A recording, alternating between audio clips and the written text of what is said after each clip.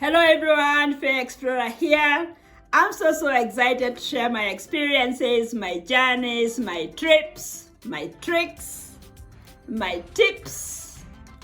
And in today's video, I'm taking you through my personal journey with passport and the tips and tricks that you can use so that you maximize that document. You know, a passport is that document that identifies you when you travel. That document has your name, it has your date of birth, it has your country, it has the visa stamped on it, it indicates the places you have visited before, stamps of places you've been, and all that. So it's quite an important document. So my tips, I'll start with the first one. I would give my first tip as the 6-month rule. The 6-month rule is generally the 6 months that are expected to be left in your visa by the time you are traveling into the country of your choice. Because most times you are traveling as a visitor, and most countries will allow you a maximum of 6 months. But also there are countries that will expect you to have 6 months after the date that you have indicated that you'll be leaving their country. So you need to go to the website of the country you're visiting. Don't just assume that this is what is gonna be, because things can change and you get yourself turned away when you arrive at the passport border control point. Now, my second point would be ensure that your passport has at least 2 blank pages. These 2 blank pages will be used for stamping. But there are some countries that do not stamp your arrival or your exit, but you must not take it for granted. So ensure that you have 2 pages. There are some countries that also allow just 1 page, but there are others that will insist that you have to at least have 2 pages. Also, you might decide, like after you have left the country that you had gone to travel, you may have want to extend your journey and move on to another country before going back home. So that's why it's good to always have some extra pages in case you need them on your way.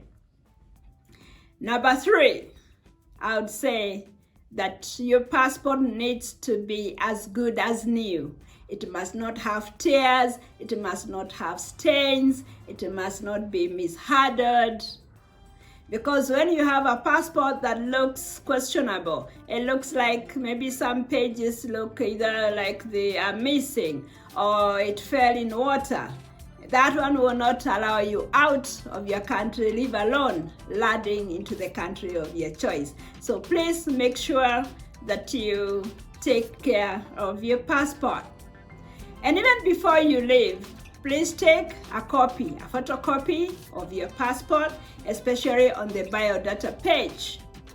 This is in case there is loss. In case it gets lost or something happens, then the photocopy would be easy to follow up with any government agents, because it will show that yes, you had a passport by the time you are getting into the country and maybe something happened, and it can expedite the process of maybe helping you get another temporary pass to get you through so that you are able to go back to your country. Now, it's also good to know that as you book your flight, the next tip would be make sure that the names, the information from your full names to your date of birth are the exact ones in that passport. Because when you go to check in, at the check-in desk, they will be looking at your passport and they will be looking at what you booked. So the 2 must rhyme. So if they do not rhyme, then you could have problems trying to prove that you are the same person. Now, another tip would be for me. Normally we put covers onto our passports, and I am one culprit. So we have our cover to ensure that the passport remains in very good form. There is the cover and there is the passport. When you get into the airport, you must remove the cover from the passport, because from the time you start checking in to any time there is any border control point, you cannot have the passport being screened or being scanned with the cover on. So that's another tip. So instead of you always being told remove, and then you know the stress of travel and of the journey, and maybe you are tired and everything, and you could lose the passport and you are left with the cover. I wouldn't even want to think about what would happen if that was to be the case.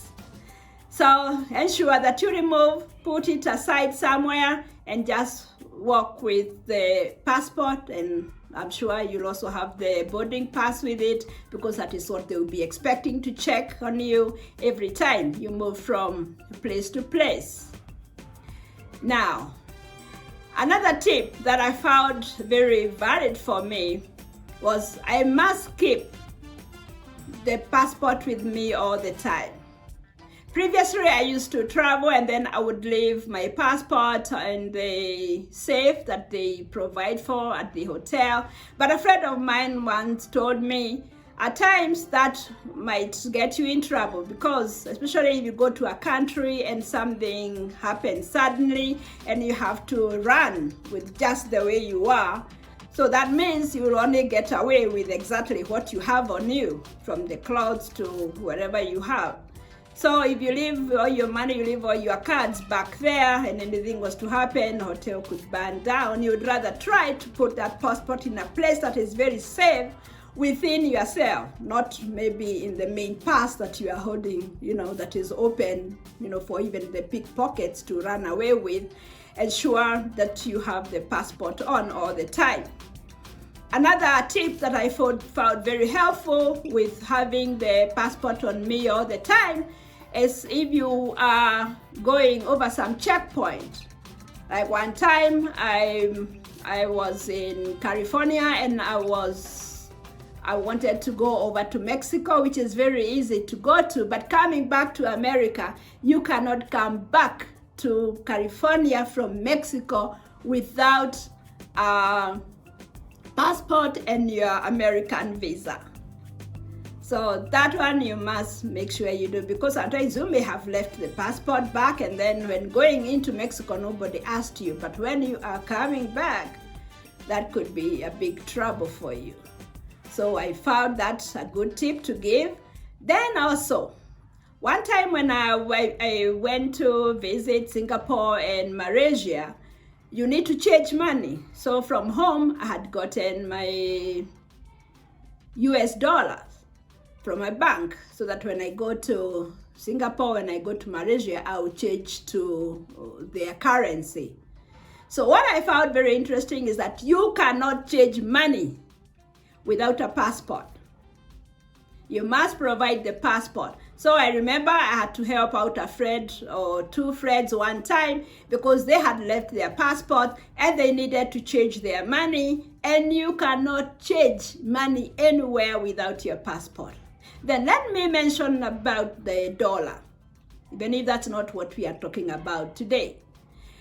It's very important that when you pick that dollar from back home, please ensure it is clean and straight and it has no fold or indication of a tear. Because I realized when you go to change that money to the money readers, to the money changers, they call themselves money changers, they will not take that dollar if it has an indication or something that shows as if there was some, like a little tear. They refuse to take those notes. And we had to come back with them. So please ensure when you get those notes, when you're getting them from the counter, from your bank, make sure they are very clean and straight. Get yourself a purse or a wallet that is straight, so that you pack them in a straight manner so that you avoid folds, because I learned that one can land you in trouble. But surprisingly, when we brought back our rejected dollars, taking them back to our changers, they had no problem. I guess those countries know what they're doing. So that is a very interesting one for me. So that's what I would talk about passports. Make sure that it's in order, because it can make your journey stressful. And who wants stress when you're going out there to do whatever, to have fun, to do your tourism, and you want everything to run smoothly? So please like, subscribe, and share my video so that I can be able to keep making more. Thank you so much for listening to me. God bless you. I love you.